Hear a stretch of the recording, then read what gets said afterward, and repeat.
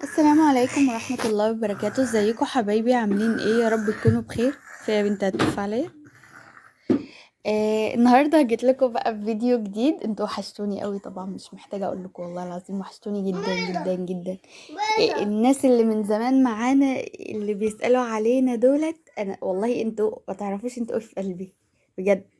يعني انتوا اللي مخلينا ايه نستمر كده، مهما اقول انا مكسله ومش هنزل وما اعرفش ايه وكده. انتوا عارفين يعني بنزل فيديو كل سنه مره، ما علينا.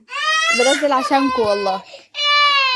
اول حاجه عملتها وسبتها على جنب الشربات، طبعا كلكم شاطرين فيه، بس اللي مش شاطر يعني واللي ما يعرفوش، كوبايتين سكر عليهم كوبايه ميه عليهم عصره ليمون عشان ما يسكرش مننا، وفانيليا، وبنسيبه على النار بتاع اول ما يغلي. بنسيبه بعد ما بيغلى بتاع 5 6 دقايق ونطفي عليه ونسيبه يتقل على جنب.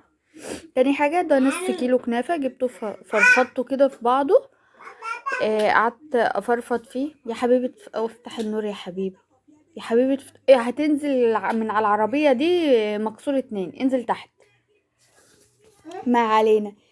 فرفضته بقى، لقيت الطبق اللي انا كنت بفرفض فيه ده قاعد يفرفض في كل حتة جنبي، فقلت لا بقى خلاص، هاتوا طبق كبير وخلاص. وبعدين قاعدين نعمل في مواعين بس.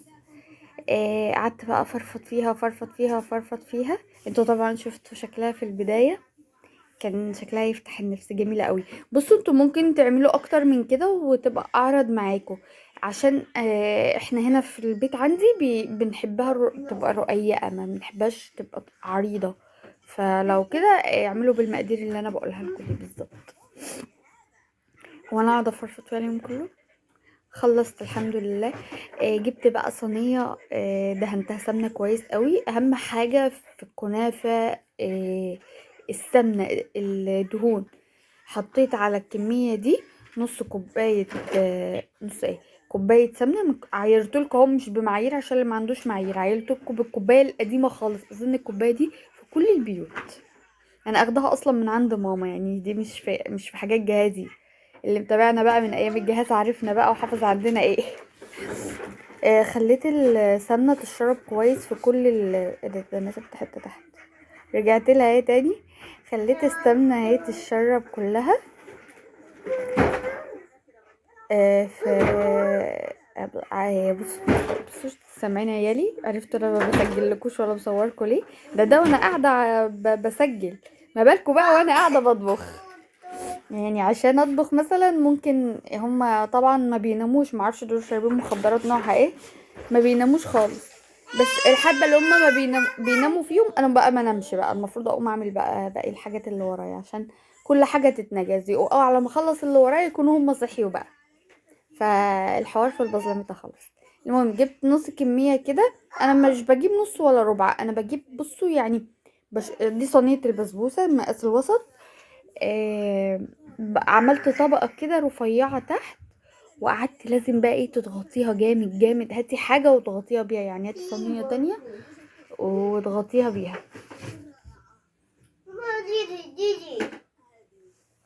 لا خلاص بقى.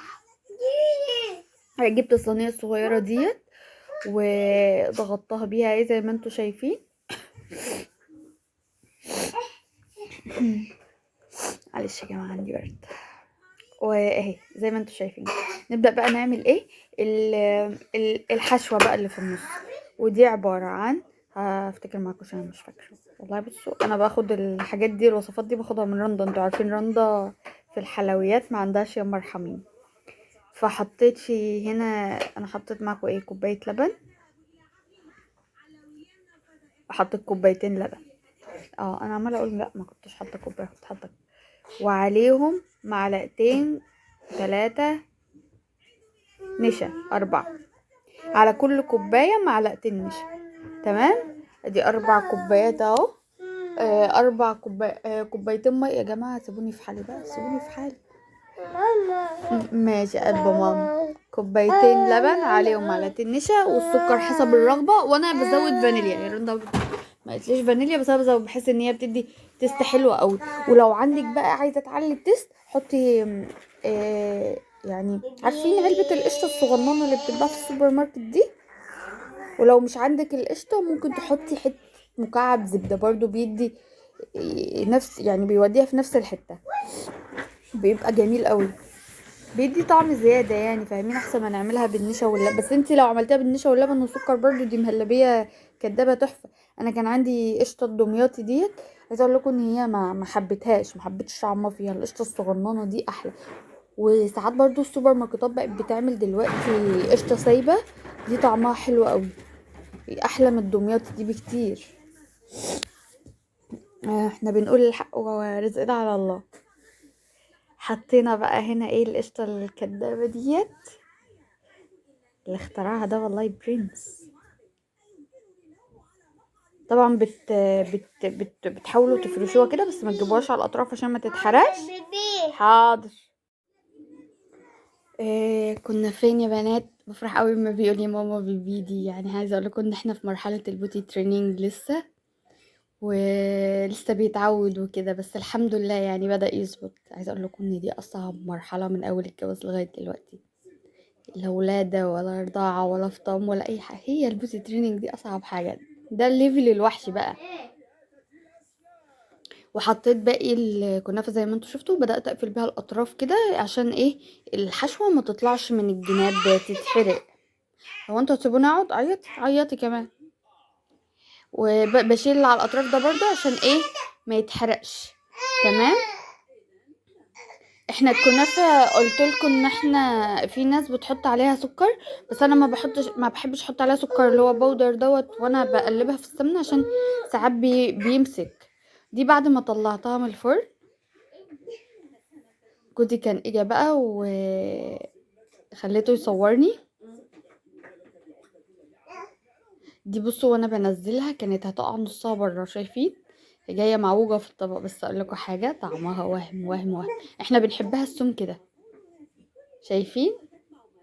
انا ما قطعتش حاجه من الفيديو ولا تكون اتقطعت غلط ولا اتقطعتش، عشان ايه؟ تشوفوها كده زي ما هي بالظبط. اللون ده يا جماعه، اللون ده اللي هي اخداه ده مش سمنه، يعني لازم تزودوا سمنه على قد ما تقدروا. هي لو مش اخده السمنه الكفايه بتاعتها هتلاقيها فرفتت منك اولا، ثانيا ممكن تنشف وتتحرق منك. يا رب اكون فدتكم يا بنات، واشوفكم ان شاء الله في فيديو جديد تاني. لو كنتوا مش لو كنتوا مش من عيلتنا، اتمنى ان انتوا تدوسوا دلوقتي سبسكرايب ولايك لو عجبكم الفيديو، فضلا طبعا وليس امرا. واشوفكم في فيديو تاني ان شاء الله. مع السلامة يا بنات.